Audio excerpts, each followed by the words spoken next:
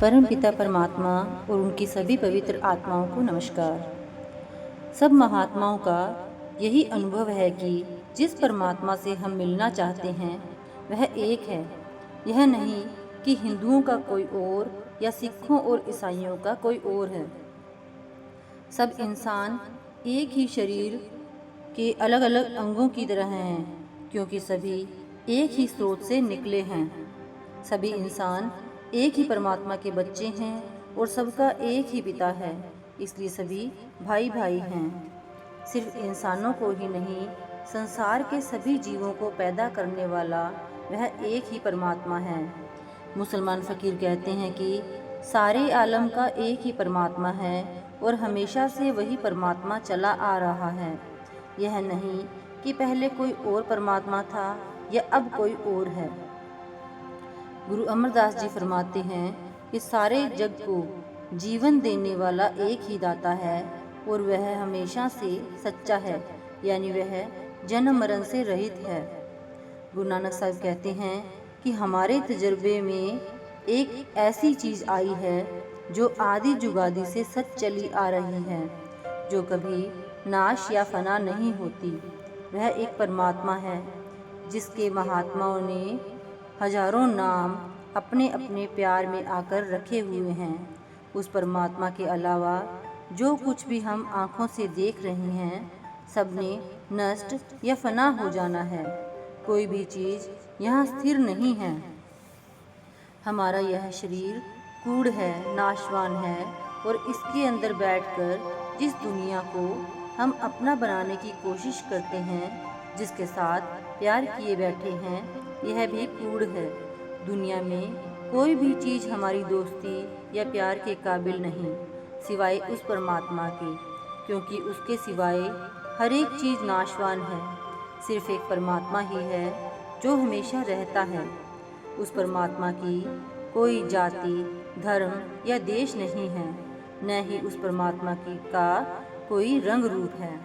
अगर हम महात्माओं की वाणियों का ध्यानपूर्वक अध्ययन करें तो पता चलेगा कि वे हमारे ख्याल को जाति पाति, कौम, मजहब और देश के भेदभाव से ऊंचा उठाकर हमारे अंदर परमात्मा की भक्ति का शौक और प्रेम प्यार पैदा करते हैं।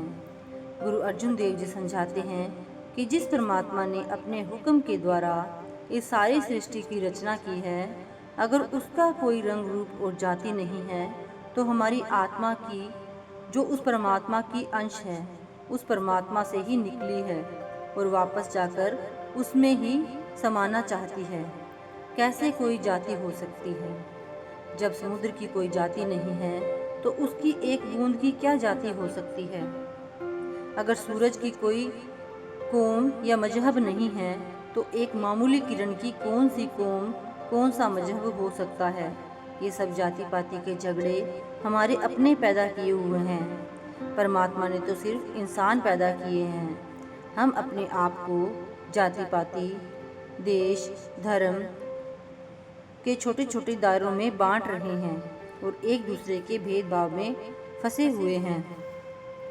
जिस जगह हमारे कर्मों का हिसाब किताब होगा, उस जगह न तो कोई हमारी जाति पाति के बारे में पूछेगा और न हमारा शरीर ही वहां पहुंच सकेगा। किसी का शरीर अग्नि के स्पुर्द हो जाता है, किसी का मिट्टी में दफना दिया जाता है। जाति पाति या कौमों मजहबों का संबंध इस शरीर के साथ ही रह जाता है। अंत में किसी की जाति जल जाती है, किसी की मिट्टी में दबी रह जाती है। संत कहते हैं किसी को भी आपकी हमारी जाति पाति नहीं पूछनी है। जो परमात्मा की भक्ति करता है वह परमात्मा का रूप हो जाता है। जहाँ हमारे कर्मों का हिसाब किताब होगा, वहाँ कोई यह सवाल नहीं पूछने वाला है कि तुम हिंदू थे या ईसाई, हिंदुस्तान से आए हो या अमेरिका से आए हो या अफ्रीका से। उस जगह तो हमारे भक्ति भाव और प्रेम की ही कद्र होती है। इसी तरह साईं बुल्ले शाह जो जाति के सैयद थे, मुसलमानों में एक बेधड़क महात्मा हुए हैं।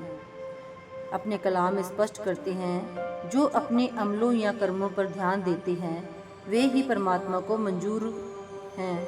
जो जाति पाति के अहंकार में फंसे हैं उनकी उस दरगाह में कोई कद्र नहीं है।